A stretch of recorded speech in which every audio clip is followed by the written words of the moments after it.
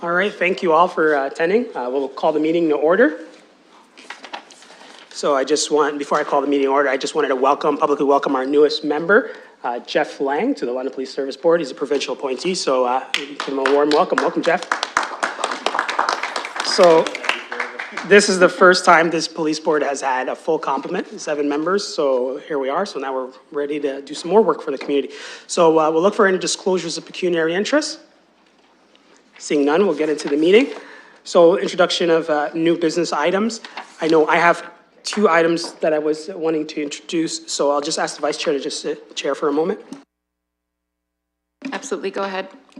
Thank you, Vice Chair. So the 2 items I wanted to put on there on the agenda was one related to Jeff Lang's subcommittee selections. So that'll be the first item.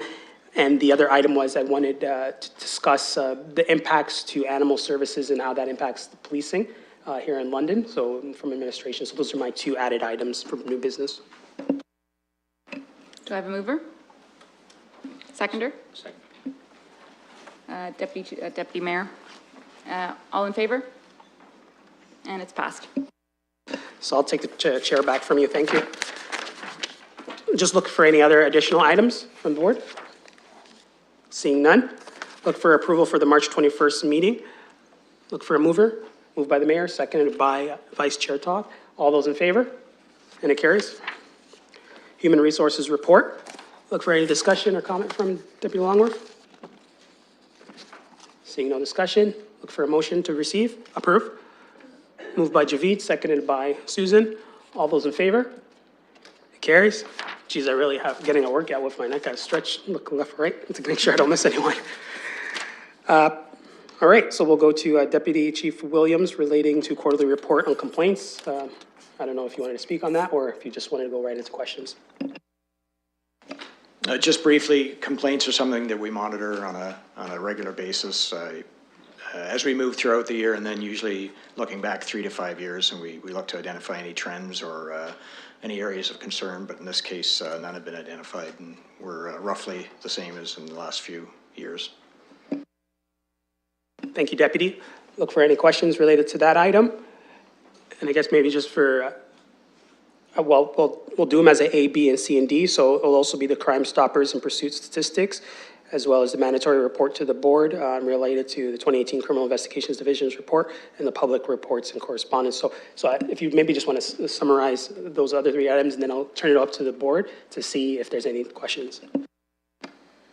Just in relation to Crimestoppers and pursuits, again, especially with the pursuits, it's a big part of our risk management is our pursuit procedure and our training and follow up when we do identify any issues with officers. But in this case, our pursuits are relatively stable, and there's been no trends identified in that respect.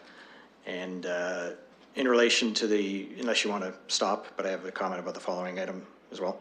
The Criminal Investigation Division report, that's just statistical. A lot of those figures will appear in our annual report, but they're essentially in relation to clearance rates, and we're pleased in most categories we're above the provincial and national average. In particular, I've noticed our major crime section has cleared all of their homicides in the last 3 years in a row, 100% clearance rate. So we're very pleased with that, and that's testament to the work that they do. Thank you. I know I didn't hear it too clearly, but it sounded like some very positive news around the homicide. Can you just say that again? Sorry, I missed that. With our homicides in the last 3 years, our major crime section has cleared all of the homicides in the last 3 years. I know on behalf of the board I can speak, and I'm sure everyone will agree that's great news. I know it's difficult when people, but for the family members, so kudos to your members in the homicide unit in particular on this, and the members all involved. So that's great news. So I'll look to the board to see if there's any discussion on any of the items that were just discussed by the deputy. Seeing none. Usually, I know usually the board members have plenty of time to read the reports and ask questions prior, but great report. Thank you very much.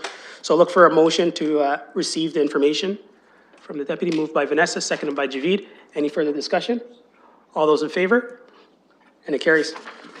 So number 7, Community Relations Subcommittee update from Dr. Sukera. Sorry, I know you like to be just called Javid, so I'll turn over to Javid. Thank you. So wanted to update the board that the Community Relations Subcommittee has been focusing most of its efforts on engagement with the community in terms of drafting and circulating our community engagement survey regarding chief selection. We continue to be open, humble, and authentic in our listening and engagement with different members of our community. Another update is that the board has asked the subcommittee to explore the possibility of establishing policy related to the disclosure of personal information as defined by existing and prospective legislation. At our latest meeting, we had a great conversation with the chief about broader requirements and mandates on the service and the board in terms of community engagement as it relates to the new legislation and planning exercises. And we're sort of in lockstep with the chief as we align our initiatives in community engagement as a board, subcommittee, as well as the community engagement initiatives that are ongoing within LPS. Thank you for your verbal report. Look to the board members for any discussion or questions for the Chair of the Community Sub-Relations. Seeing none, look for a motion to receive the verbal. Moved by Vanessa, seconded by Deputy Mayor Helmer.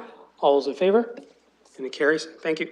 So just a very brief update from Vice Chair Toff regarding who also is the chair of the chief selection process. Vice Chair Toff. Thank you, Chair, and thank you again to the board for trusting me with this, chairing this very important aspect of our job as we search for a new chief. Apparently, we're not allowed to simply demand that Chief Perry stay on. We have tried that. He politely declined. Understandably. Unfortunately, I don't have any major updates at this point in time. I know everyone's very anxious to know details, but we're entering into that really sensitive part of the process where the application closing date is tomorrow, and everything to do with the applicants, including where they're from, how many, and so on, is, of course, confidential to protect the integrity of this process. So we won't be providing those kinds of details. I can tell you that the interviews will occur in May, and we're looking at having an announcement for everybody in early June. Thank you. Thank you, Vice Chair Toff. Look for a motion or seeing if there's any moved by Javid. Look for a seconder, seconded by the mayor. Any further discussion or questions? Seeing none, we'll call the question. All those in favor? Carries. Thank you for that. And I'll turn it over to Deputy Chief Longworth, divisional presentation, record checks. Sure. One of the areas of our organization is our support services division, and that division is made up of a large number of hardworking and dedicated members who, for the most part, work behind the scenes, but are integral and critical to the organization and the operations we produce. One of the areas within the support services division is our record screening unit. And this unit not only works diligently behind the scenes, but also is a forward front community facing part of the organization, because they deal with members from the community on a daily basis, multiple times a day. So I'm going to let the experts speak to it, but the superintendent in charge of the whole division is Superintendent Bill Chandler. I'm going to turn things over to him, and he can introduce his team who will be doing the presentation today.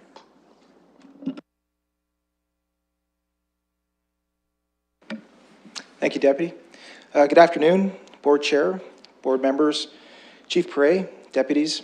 As Deputy Chief Longworth said, my name is Bill Chandler. I'm the Superintendent of the Support Services Division, and within our division is the Record Screening Unit.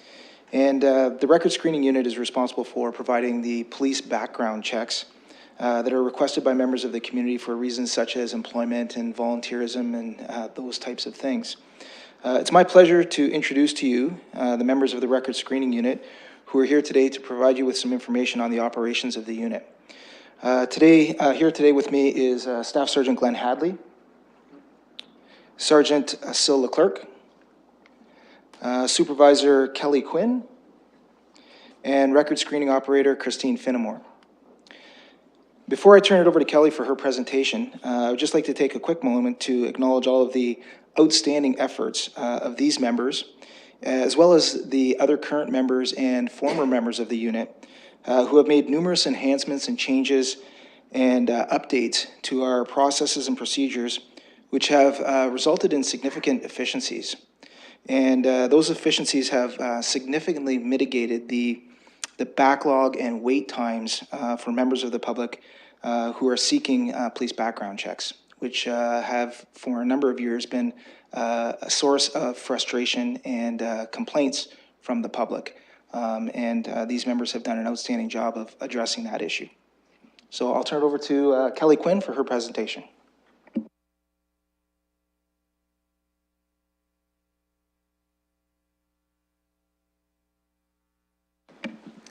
Good afternoon, ladies and gentlemen.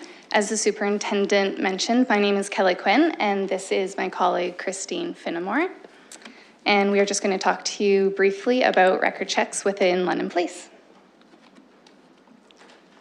Okay, so just to give you a little bit of key information and statistics regarding our unit, there are currently 6 record screening operators and 4 intake and processing attendants. So they are actually at the counter taking in the applications from the public, and then the record screening operators are behind the scenes actually processing the background checks.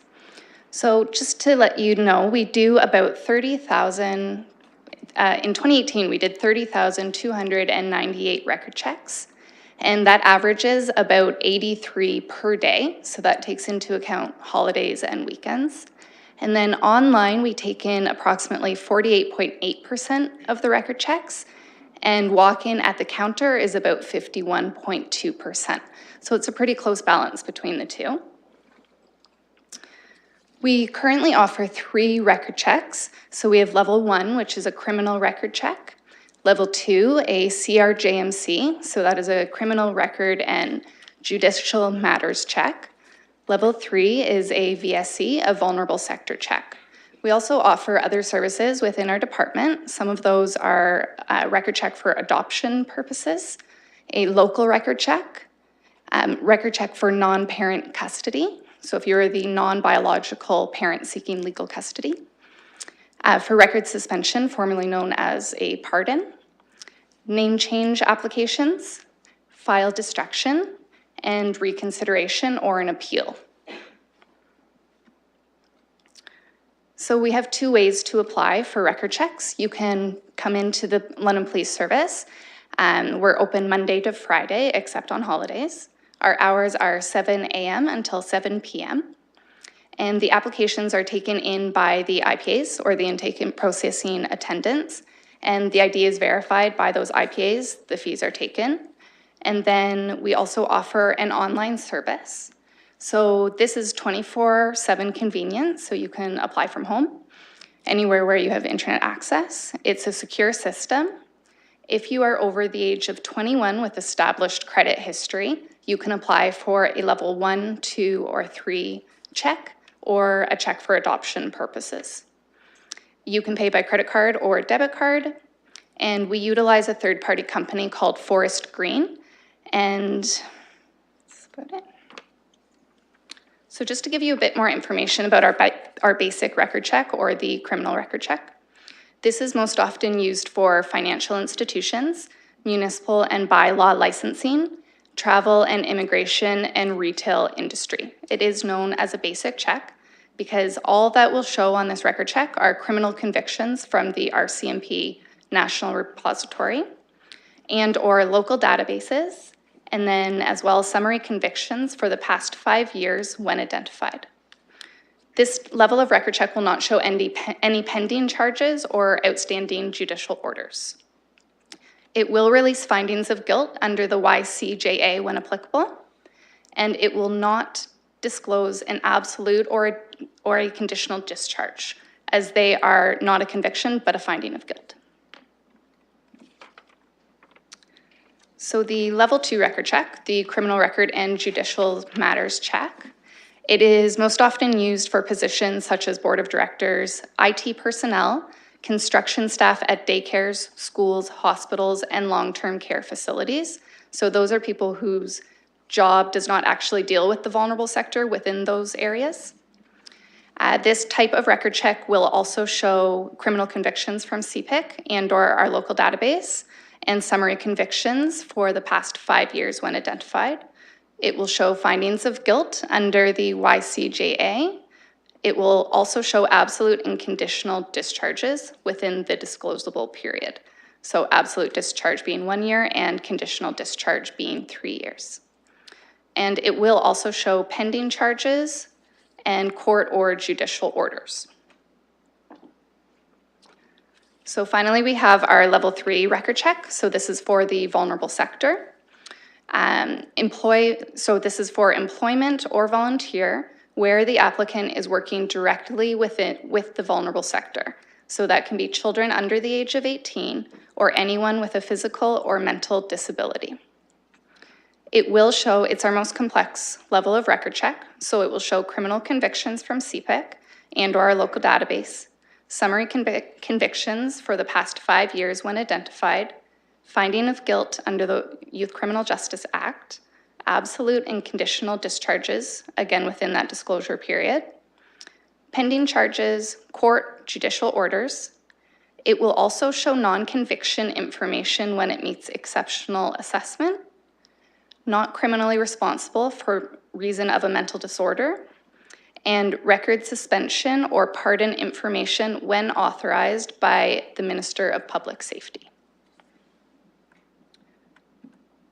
And just to let you know, we will accept questions at the end if anyone has questions. And now to talk a little bit about the fingerprint process. So there are times that people will need to provide civil fingerprints for a background check. So these instances are if someone declares their criminal record inaccurately or does not declare a criminal record, if someone is a VS hit on the sexual offender database, which just means that their date of birth and gender match someone who has been pardoned for a sexual offense. VS fingerprints are point in time only and are purged from the RCMP records within 90 days. You'll often have people who do repeat volunteer record checks, and so every year they might need to redo their fingerprints because they're only kept on file for 90 days because they're not criminal prints. Anyone applying for a record check for adoption needs to be printed. The fee for employment fingerprints is $25, and this is charged by the RCMP. For volunteer, it is free. However, they do need to produce a volunteer letter. So we recently had new legislation come into play. It's called the Police Record Check Reform Act. It was approved in 2015, but did not take effect until November 1st, 2018. So this is legislation to regulate record checks and promote consistency among police agencies in Ontario. So two major changes that came about with the PRCRA was the mandatory inclusion of level 1, 2, and 3 police record checks, so the CRC, the CRJMC, and the VSC. You would probably know the CRJMC as a PIC, or a police information check, which is what we previously did. And London Police was not doing the criminal record checks, but now we are through this legislation. And then finally, the criteria for the release of youth records has changed, and we will get into that on the next slide.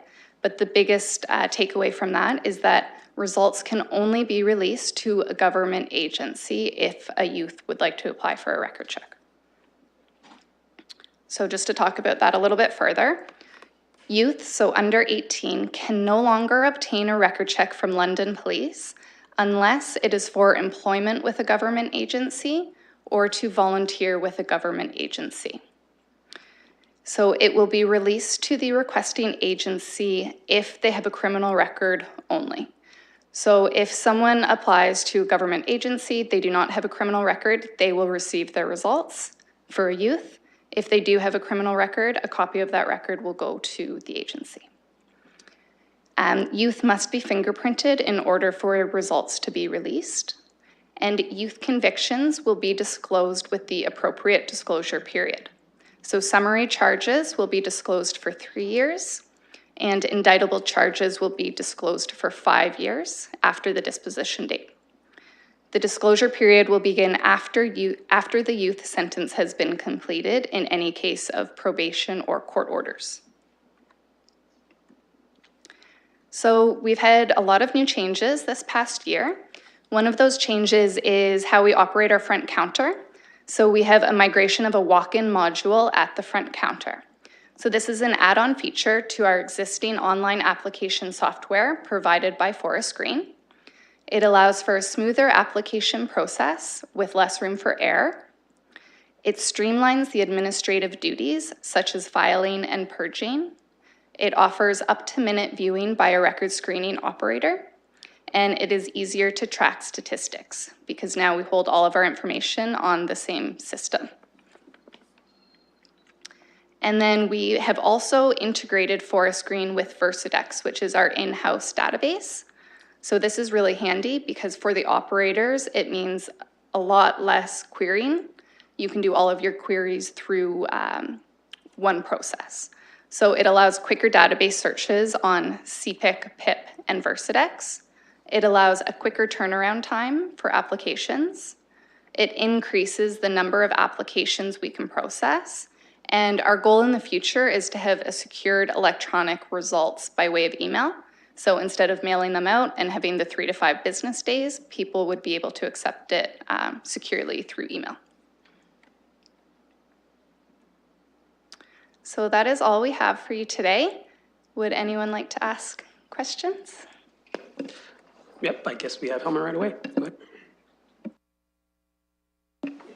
Thank you. Through the chair, thanks for the presentation. It's obviously a very high volume area. That's a lot of requests and some pretty substantial changes, it sounds. So where do you see the overall volume of work headed with the changes that happened in November? Well, even over the last few months, we've really worked on cutting down our turnaround time. We do find that with the integration of ForestGreen and Versadex, we're able to do queries much quicker while still maintaining accuracy.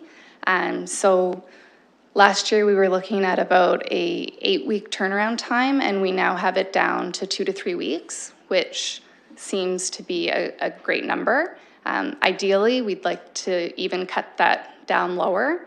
We're constantly trying to find ways to make our unit more efficient. A few of these we've told you about. One thing that we're looking at is offering more assistance through the media. So ways to apply, getting it out there that we do accept online applications, so people don't need to worry about waiting in the lobby, things like that.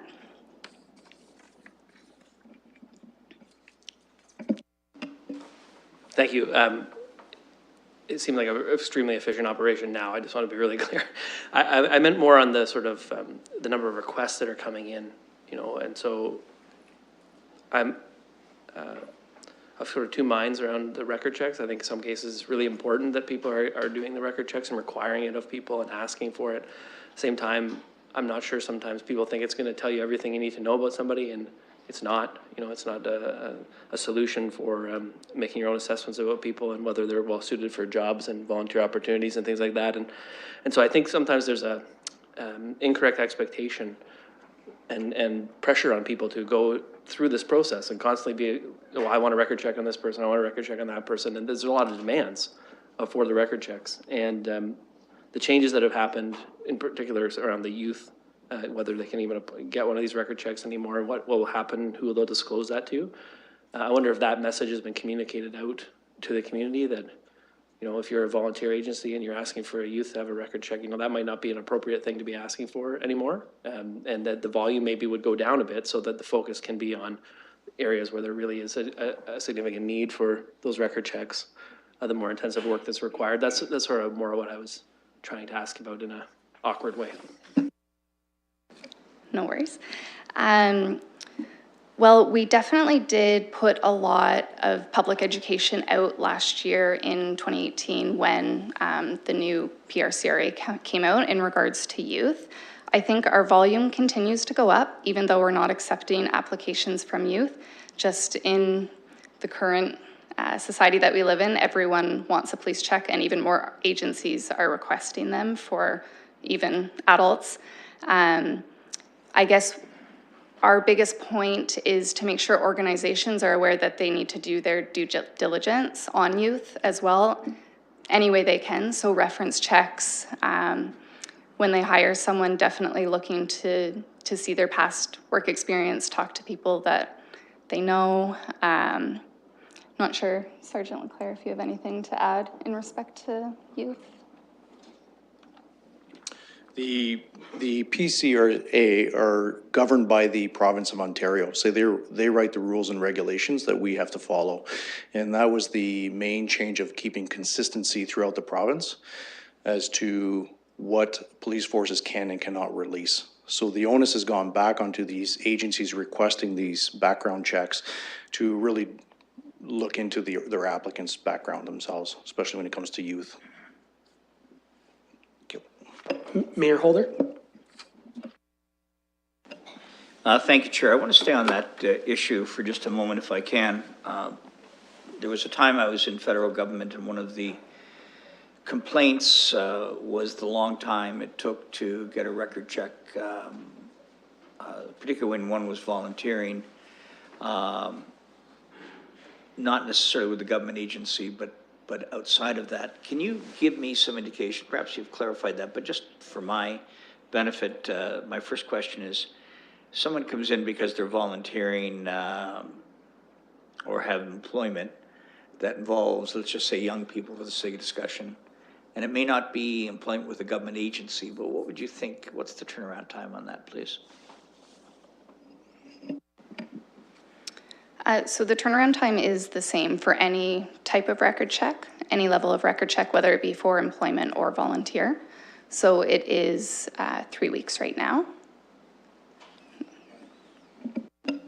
And that's your current, 3 weeks is your current time frame?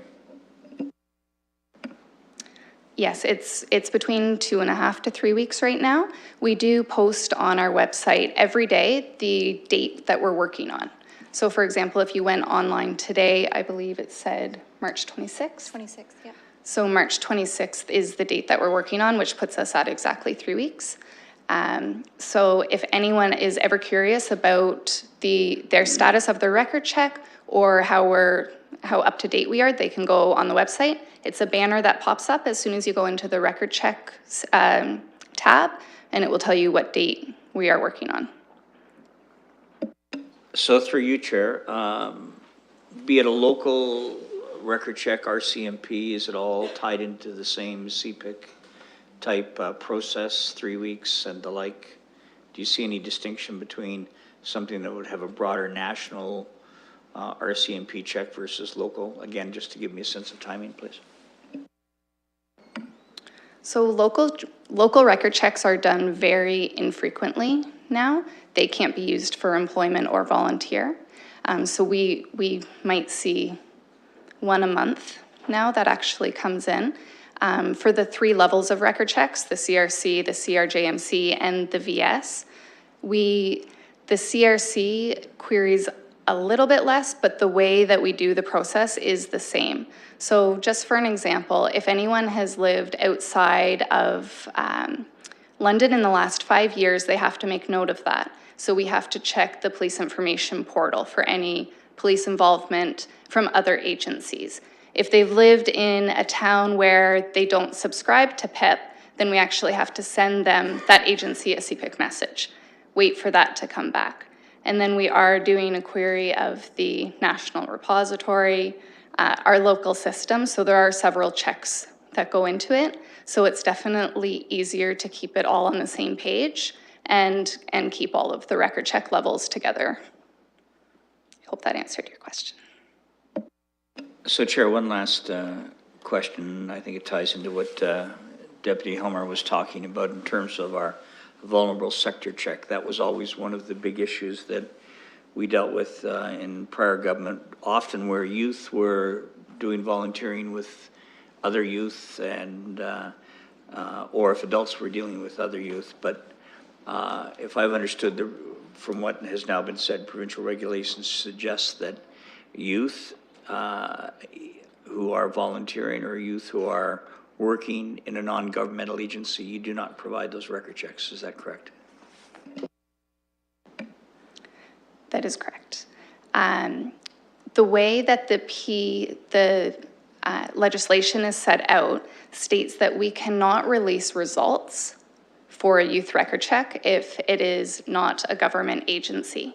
Therefore, if we did allow a youth to apply, we couldn't show the results. So it would be taking their money and not supplying any type of secure results. So therefore, it would be not misleading the organization, but giving them a false record check.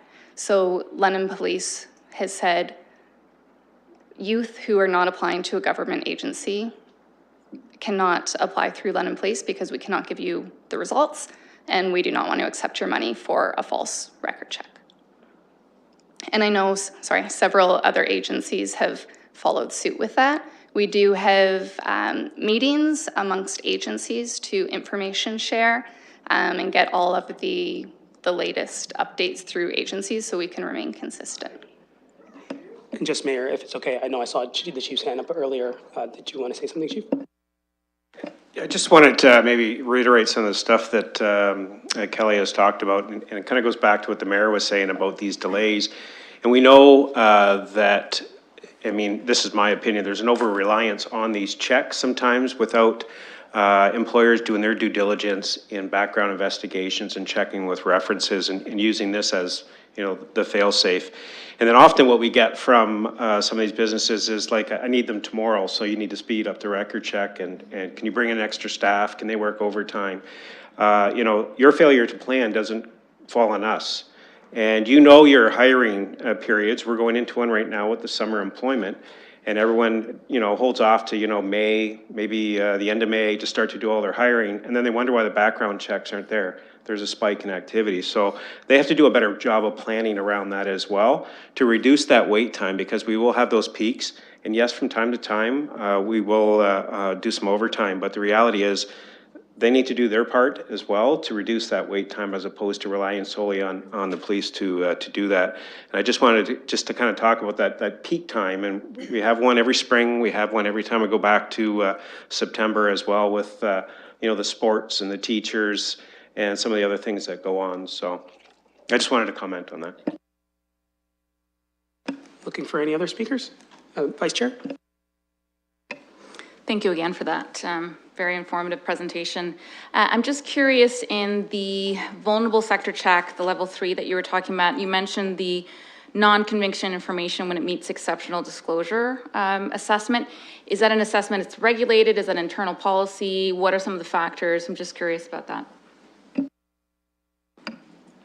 So it is regulated. It was first in the LEARN guidelines, which is supported by the legislation. So now with new legislation, because they've really cracked down on what can be released, it's very rare that agencies will have these instances. In the rare instance where there is exceptional disclosure, there's a panel of senior officers who will meet to go over the information that's presented and decide whether it's an issue of public safety. And at that time, it would be released, and the applicant does have the option to look over that information and decide if they would like to appeal that, and which is what the reconsideration is. Again, it's very, very rare that this happens now with the new legislation. Looking for any other speakers? Seeing none, I will thank you on behalf of the police board. It was a really great presentation. I think it's definitely important to stress and mention, you know, I know, I believe Deputy Longworth, when asked before, has highlighted the fact that we've gone from a certain wait time to a significant decrease, which is huge work. Kudos to yourselves, Sergeant, and Superintendent, and the whole team there. So thank you for that. And Deputy Longworth, I know you maybe want to add on that to remind us about where we were and where we are now, just at a high level. I think that was helpful, because I think you did it last time, and we wanted to thank them, but they weren't here, obviously. So Actually, I think Kelly did a great job articulating the fact that at one time it was 5 to 8 weeks.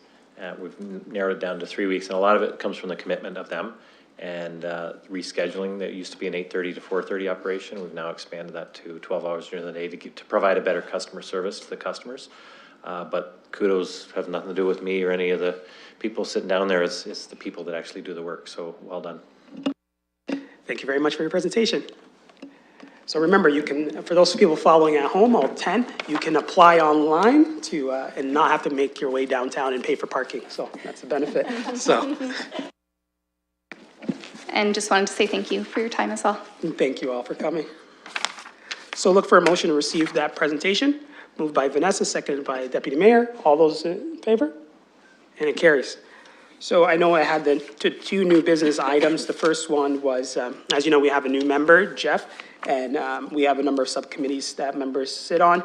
And we'll just turn to Jeff to see which subcommittees he's interested in sitting on, and then we'll look for a motion to put him on that subcommittee.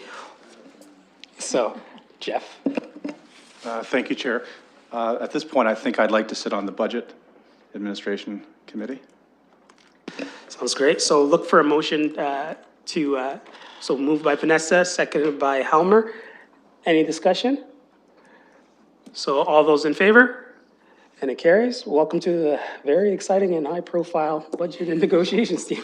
So there you go. So we have a new member on the budget and negotiations. So I'll just ask, because this was my second item was related to animal services, so I'll ask the vice chair to chair this portion so I can introduce my questions and then possibly a motion.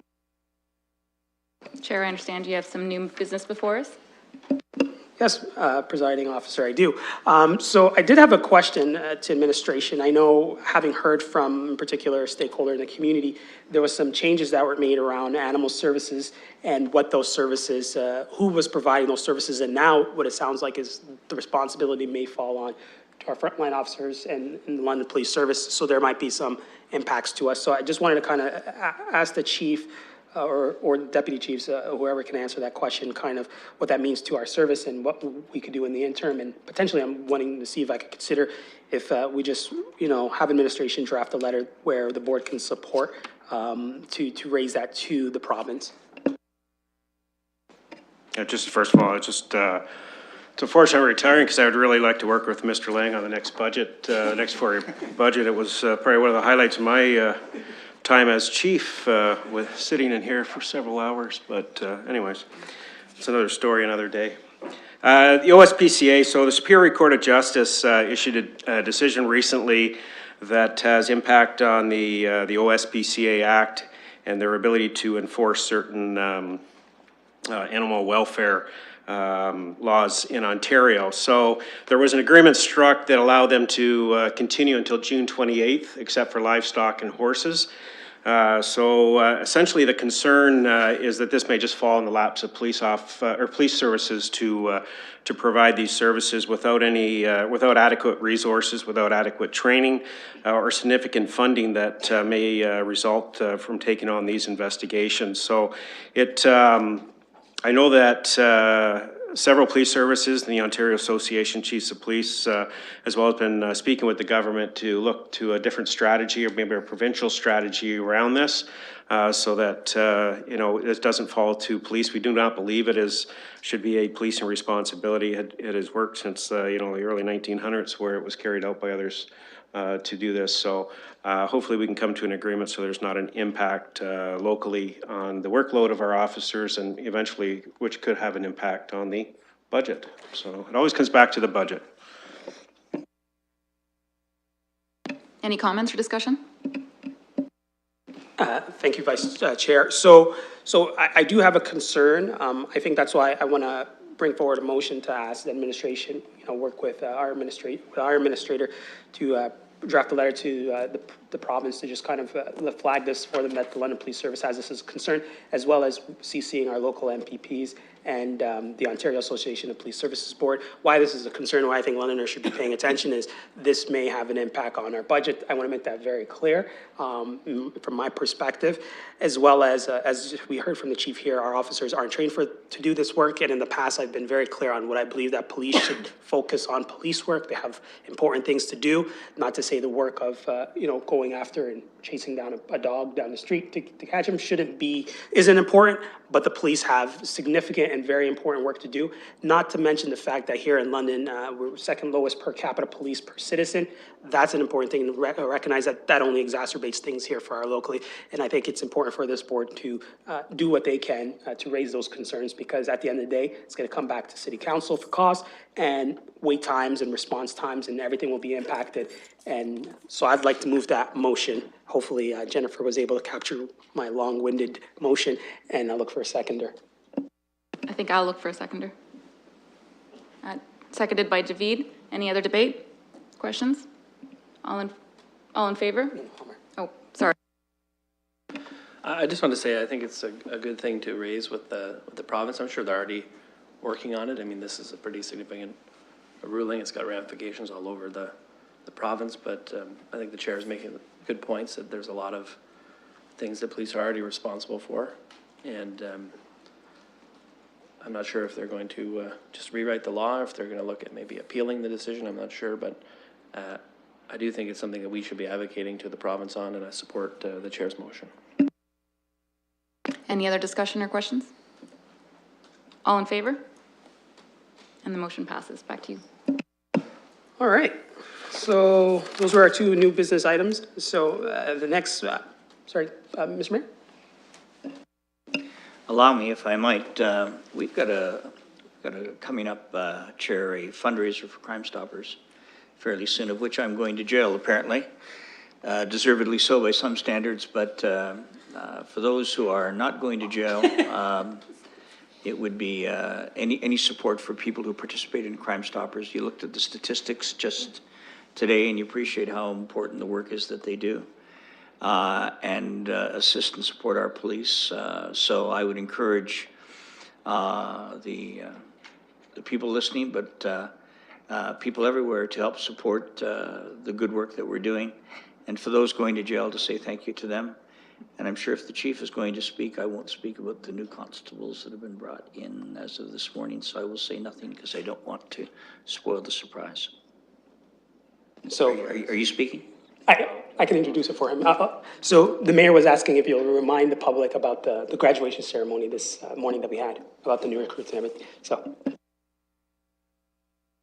Just, 3 times a year, we have a wonderful ceremony where we welcome new members to the police service. We had 8 new members sworn in this morning. It was very nice that the entire board, I think, at least my recollection, the first time we've ever had the entire board part of the swearing in ceremony. So it's a great day for them. It's a great day for their families and a great day for our community. So it was, thank you for attending.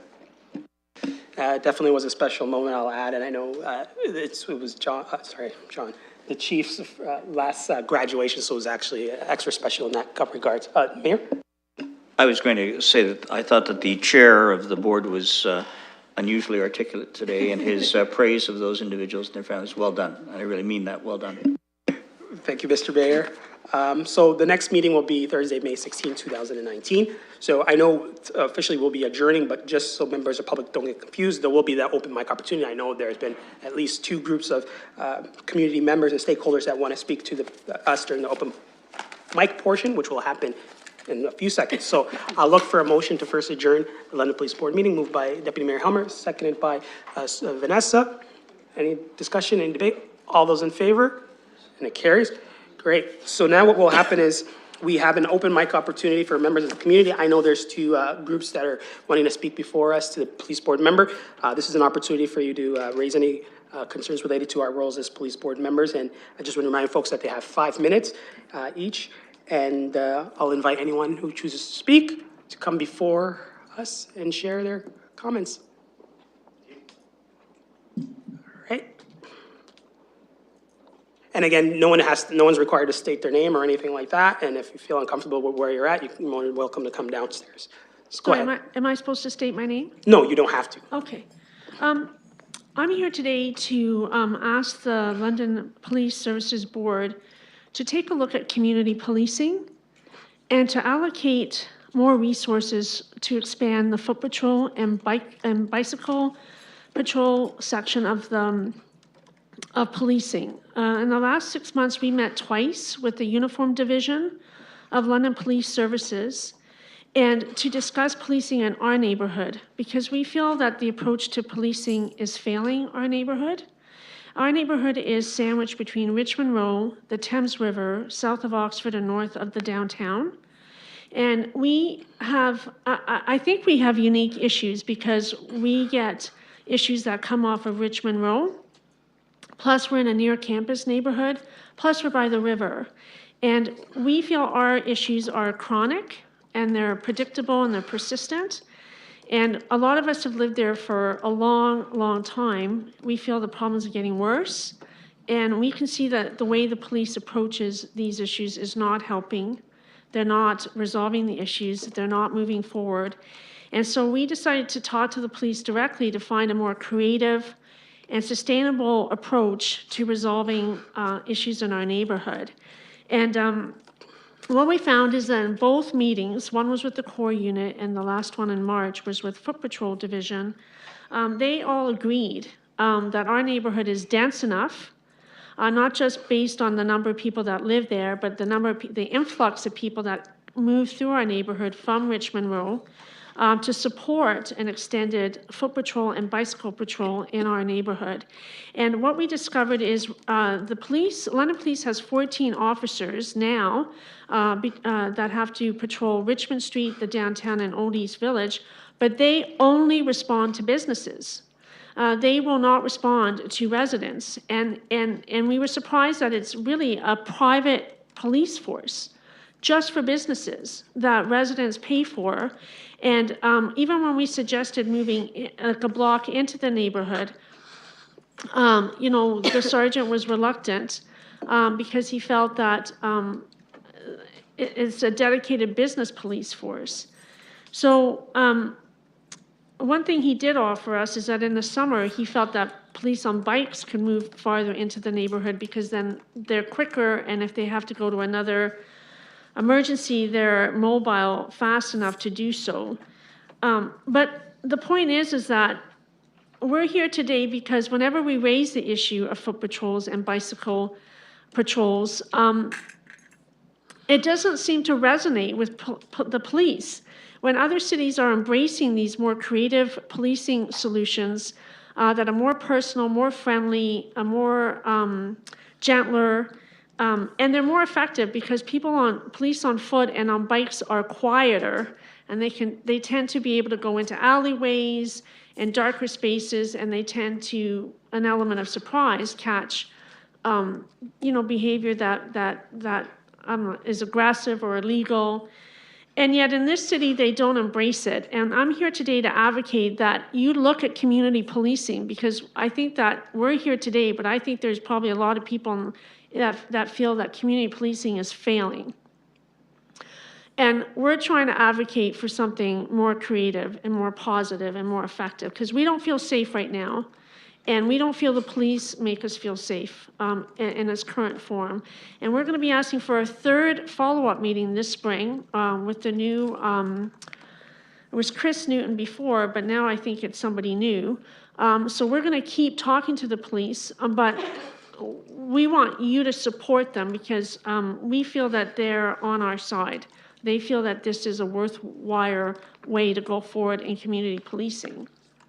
And that's why I'm here today, is to ask the board to look at these community projects that other cities are embracing.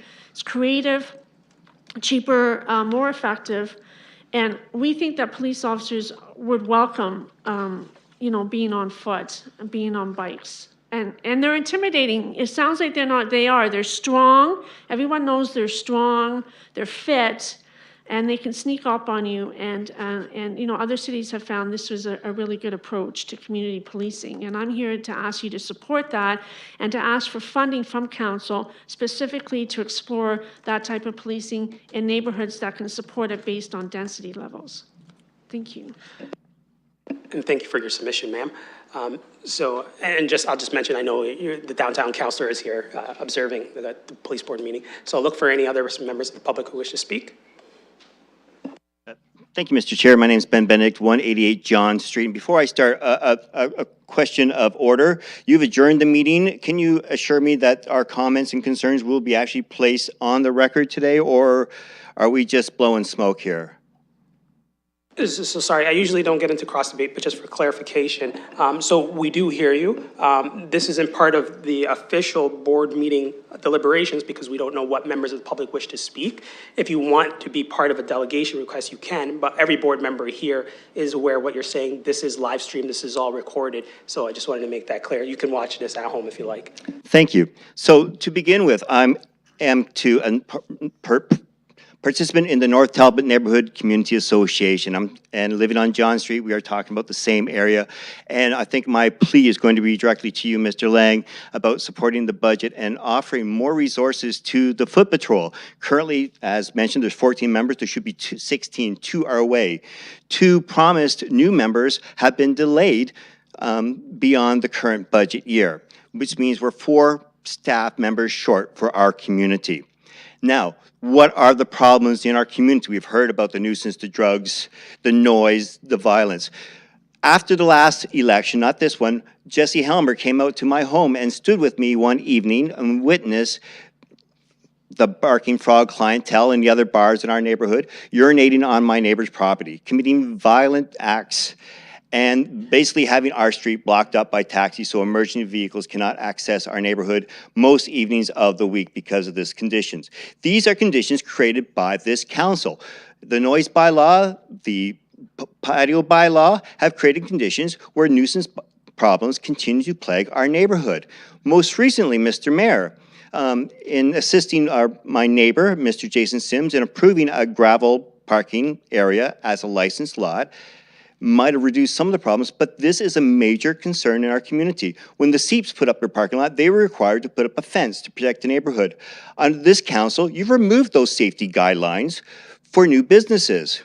This council has continued to ignore the community and the people who live in the downtown core. You speak about wanting cultured and creative individuals, but you're creating an atmosphere in our community where it's untenable to continue to live there. We plead but the words escape me now. There's not enough words to beg and plead for assistance. And having a couple police officers walk through our neighborhood in the evenings is the very least that this council could do, based on the fact that you have done nothing to support our community over the last 5 years. In fact, council decisions have only degraded the quality of life and the safety of people who live in my neighborhood. And we're talking about families. We are not students. We are families who have lived there. I've lived there 20 years. My neighbor across the street has lived there for 50 years. And at night, we lock our doors and barricades ourselves in because it's simply not safe to be on our streets in the evening. Thank you. And I plead for your action. And thank you for your submission to the London Police Service Board. And look for any, go ahead. And again, just a reminder for the public, you're addressing the London Police Service Board. I know some of us happen to be councillors and part of council, but this is the London Police Service Board. Go ahead. Hi. I live at 152 Albert Street, which is a condominium complex, and I represent the residents who live there. Albert Street is a street that's 2 blocks long. It runs from Richmond Street to the river, to Riverside. And I feel that this is a pivotal moment in the revitalization of the downtown. We can't throw all of our tax dollar monies and all of our efforts from City Council and everyone else away by not making it safe. So, I think it's absolutely crucial that we have more foot patrols, more people on bicycles in the corridor along St. George Street that runs 2 blocks north of Oxford, and it's a walkable corridor that goes all the way down to Kent Street. There's an increase in the attitude that this is a great place to conduct criminal activity in that corridor. In the 2 blocks, in the neighborhoods just off of Richmond Road. We've got all kinds of people coming in there. They're dealing drugs. You can see them right from your patio. They're making drug deals right in the parking lots. We have all kinds of issues with used syringes. Our landscaper that comes onto our property, he sees that people from the side yard between 136 Albert Street and the parking lot where the brain injury residence and Libro is, there are all kinds of syringes there. So that's quite evident that, you know, people just think that it's okay to go into these parking lots and these side yards where people live. And not just people like us. You know, we are subjected to this type of activity all of the time. Nobody has any respect at all for the people that live there, including the people that are disadvantaged, people that have brain injuries, people that live in subsidized housing because, you know, they can't work or, you know, they have other issues. Nobody has any kind of concern for those people.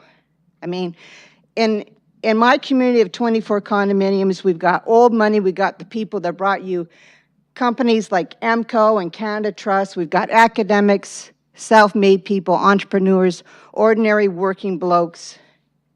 I mean, everyone is there. Everyone is there in that downtown community, all levels of abilities and successes and incomes. And we are just being failed. We don't feel it's safe. I was talking to the janitor of the brain injury residents the other day, and he said that now they have to lock the lobby at night because people that are vagrants are coming in there to sleep in the lobby, and they're preying on the people that live there. We got people sleeping on dumpsters. We've got people that are breaking into cars in parking lots. We got all kinds of stuff going on that's just unbelievable, and we don't feel safe there anymore. And the thing is that, yes, you can have people come through on bicycles to worry about, yes, you know, is somebody who's broken into a car over on Kent Street gonna, have they been through this alley? We find all kinds of things like wallets and clothes and stuff that people that have broken into cars have just discarded in our yard. We have all kinds of this type of activity. And the thing is that you can have your police come through like once or twice a night, but you're not going to see the real stuff. You're not going to see the real stuff, and then also, unless you're there on a consistent basis, then you're not going to know who belongs in that neighborhood, who is intoxicated versus somebody who fell off a building and you know doesn't have much of an IQ anymore. You're not going to know that. But if you have more foot patrols, you're going to know who belongs there, who needs the support, and who doesn't belong there. And we have, after the bars close, we have all kinds of just really, really outrageous behavior from people. We have people coming out and screaming at the top of their lungs like they're being, you know, like they're being murdered. And it's so prevalent now that we don't know who's being assaulted and who isn't. Okay, so I mean, you guys have really got to step up your game, and I hope that the City Council and the budget people support more foot patrols in the downtown, because nobody's going to want to come and live here. So all your efforts are going to be lost. Thank you very much for your submission, ma'am. Thank you very much for your submission, ma'am. I'll look for any other members of the public wishing to speak to the Police Service Board. Just whoever wants to come up to any microphone and speak is free to speak. So we have 4 microphones in the chamber, so any microphone you choose works, or one down here. So sorry if we just get order, because I know there's a member of the public wishing to speak. Thank you. You're welcome. Good afternoon, Mr. Chairman and members of the board. I'm joined today by 4 of my esteemed colleagues from the London Abused Women's Centre at 797 York Street. We are here to address what we believe is a serious issue. After reading reports of 2 board members speaking in the paper earlier this week or late last week, you should know that 5 of us represents almost half of our entire team, which speaks to the level of disappointment that we have in what we've seen. The criminal justice system has historically and continues to fail women and girls in Canada. In fact, most women don't even access the justice system, and many say there is no justice for women at all. We are an agency that last year served 8,081 women with a staff of 12. We advocate for systemic change to make progress on every system that fails women. Health, education, justice, to name just a few. We have worked with the London Police Services since the agency was first opened 36 years ago, and for my 22 years experience at LOC, I have worked in close relations with the London Police Service. And we have advocated for change, and we have seen significant change as a result of those efforts. We have worked in partnership with London Police Service to make sure that we have a human trafficking unit, a domestic violence unit, and most recently to say, to realize the potential for sexual predators, sexual exploiters, to have their names released through the media. Up until about 6 months ago, despite all my years of working with London Police Services, I had only ever met with one individual board member, and it was an issue unrelated to policing. I met with Dr. Shakira, I think last December or November, following a public presentation I made to clarify points. When we have an issue with the police, we go to the person that we believe is causing the issue or has the responsibility to solve it. And if that individual isn't able to do that, we will work our way up the chain of command. But we always start with the person that we think can help us, who's responsible. The London Police Services Board is without question the most powerful board in the City of London and across the country. And the reason for that is the law affects every single human being, every aspect of our life. You've heard this here just a few minutes ago. We are all impacted by the life or the laws and how they are enforced. And laws are important because they give us rules of conduct that protect everybody's rights. And laws also balance the individual rights of it, with our obligations as members of society. It is because of that recognized power that each of you hold that we have a Police Services Act, which exists to ensure there is no abuse of power. There is no interference in the enforcement of the law. There is no interference in changing a law. Operational issues remain out of bounds. A budget is deliberated and passed, and the implementation of the board-approved business plan is monitored through monthly reports through your police service. It has always been known that not only does the board chair or his or her designate speak on behalf of the board, but board members, while allowed to speak as private citizens, are not to reference themselves as being a board member of the Police Services Board without the authority of the board. And in fact, there's a clause in the Police Services Act that says only if you disagree with something that's happening, a decision of the Police Services Board, can you speak up about that as an individual board member. The board in the past has convened meetings for specific purposes with specific mandates and specific terms of references. For instance, the budget meeting, or negotiations teams, or sometimes even disputes. To my recollection, the board has never established ongoing standing committees like a public relations committee that I can't even find a mandate for or terms of reference. You must not, as board members, and cannot create any policy that contravenes with legislation.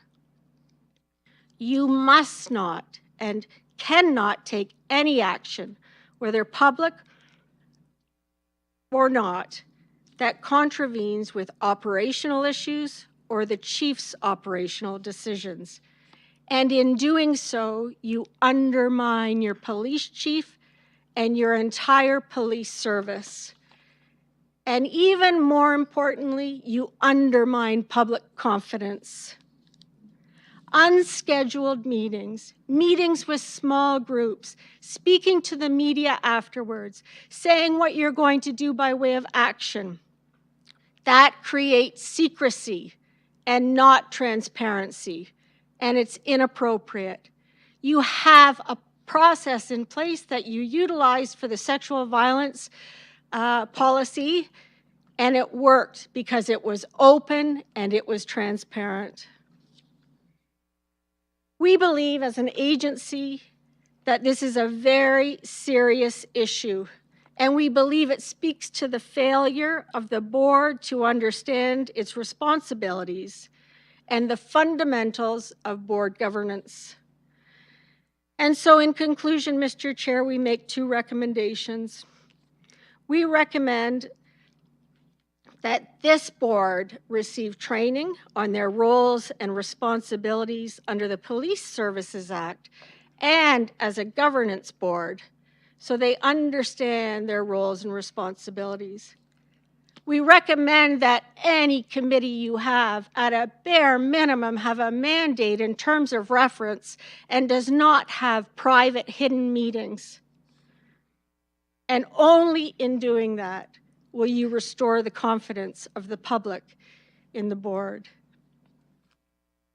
Thank you for your submission. I'll just look to any other members of the public wishing to address the police board. Yes, good afternoon. My name is Patrick Rumsey, and taxpayer of the City of London. I'm here to support Megan Walker and the ladies here. Usually it's the ladies in the community that stand up and say they're not safe, et cetera, et cetera. I'm here as a male to show support for the ladies, and I'm also here to I advocate highly for naming and shaming. Every single solitary criminal charge should be available to the public. The ladies here, of course, are talking about sexual exploitation, prostitution, illegal activities with women, et cetera, I'm only going to say two more things. First of all, it is the single most effective deterrent anywhere. If you don't believe me, put a call into Ron Kraft, the 16th richest man in the world who got caught with his pants down. He has been ostracized in his community. He has been dropped from 15 or 20 major boards. Some of his donations have been returned. He's going through something right now because he chose to break the law, and his name was published. Chief Perret, thank you very much for advocating for the names of those that they're called Johns. They buy the services of women. I understand it's illegal to advertise. It's illegal to purchase the services sexually.